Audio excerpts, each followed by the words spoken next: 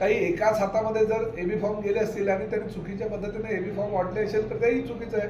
आणि ते मी त्यांच्यासमोर कबूल केलं, राजन साळवींनी कबूल केलं की आम्ही विश्वास ठेवला आणि कुणाच्या तरी हातामध्ये एबी फॉर्म दिले आणि त्यांनी चुकीच्या पद्धतीने वाटले. ठीक आहे, आता वाटले भाजपने विश्वासात केला.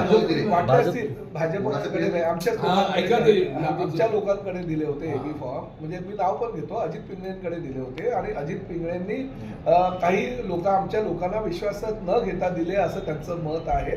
त्यामुळे त्यांनाही मी बोलणार आहे की असं करणं योग्य नाही. शेवटी शिवसैनिक आहे, शिवसैनिकाची ताकद आहे आणि त्या ताकदीच्या जीवावरच आज जिल्हा हा शिवसेनेचा जिल्हा म्हणून ओळखला जातो. अशा परिस्थितीमध्ये हे जे काम झालेलं आहे ते योग्य नाही.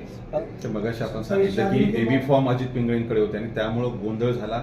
तुम्ही सुचवलेली नावं जी आहेत ती आली नाही, तर दुसऱ्याच लोकांना उमेदवारी आम्ही सुचवली नव्हती नावं ही त्यांना आम्ही सांगितलं होतं की एवढ्या जागा आपल्याला सुटलेल्या आहेत, तुम्ही जिल्हा प्रमुखांनी तुम्ही एकत्रित बसून हे त्या ठिकाणी एबी फॉर्म द्यायला पाहिजे.